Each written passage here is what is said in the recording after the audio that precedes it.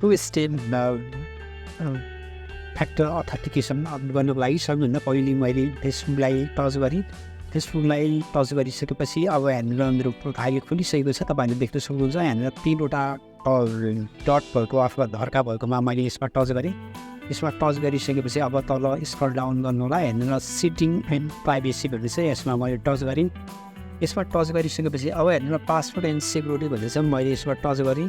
यसमा टच गरिसकेपछि अब यहाँनिर तल देख्न सक्नुहुन्छ पासवर्ड एन्ड सेक्युरिटी, यसमा मैले टच गरेँ। तपाईँहरूकोमा मोबाइल अनुसार हुन्छ, अप्सन यही नै हो आउने फिचरहरू।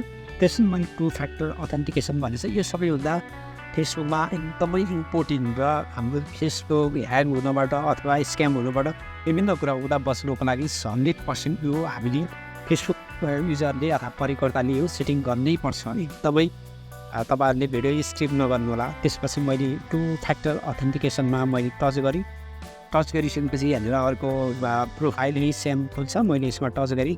टच गरिसकेपछि अब यहाँनिर तपाईँले देख्नुभयो मैले अथेन्टिकेसन एपबाट गर्न सक्नु, जस्तै यहाँनिर पढ्न सक्नुहुन्छ। तपाईँले यो आफैले तपाईँले राख्न सक्नुहुन्छ, जस्तै एसएमएस अरू वाट्सएपबाट पनि तपाईँले राख्नुहुन्छ।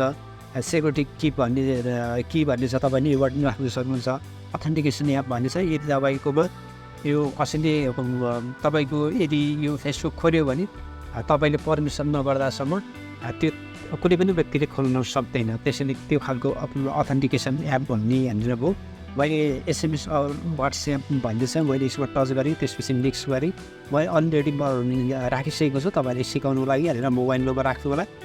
मैले मोबाइल नम्बर राख्छु। त्यही गरिसकेपछि मैले नेक्स्ट गरेँ। तपाईँले अब यहाँनिर तपाईँले देख्नुभयो वाट्सएपमा तपाईँको फेसबुकमा नम्बर आइसकेको छ। तपाईँले मैले फेसबुक नम्बर राखेको थिएँ, आफ्नो नम्बर राखेकोमा मेरो मोबाइल नम्बरमा ओपिटी कोड आइसकेको छ। अब मेसेज बक्समा तपाईँले देख्न सक्नुहुन्छ यहाँनिर 5-6वटा कोड यसरी आइसकेको छ। मैले कपी गरेँ। कपी गरिसकेपछि यहाँनिर जान्छु। यहाँनिर गइसकेपछि अब कोड इन्टर कोडमा मैले यहाँनिर पेस्ट गरेँ।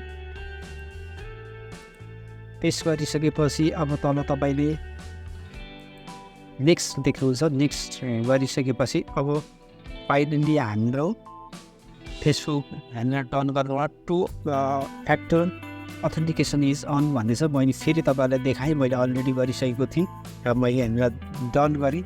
डन गरिसकेपछि यहाँनिर द टेक्स्ट मेसेज सेक्युरिटी भन्ने यसरी आयो र हामीले अलरेडी तपाईँले यहाँनिर देख्न सक्नुहुन्छ how you get login code भन्ने छ। हेरेर एसएमएस अरू वाट्सएप भन्ने भयो। मैले यो राखेको छु, मैले जिमेल पनि राखेको छु। हेर्नु भेरिफाई गरेर यसरी तपाईँले आफ्नो त्यो फ्याक्टर अथेन्टिकेसन गरेर आफ्नो फेसबुक प्रोफाइल सेभ राख्न सक्नुहुन्छ। हस् त, thank you for watching video. By.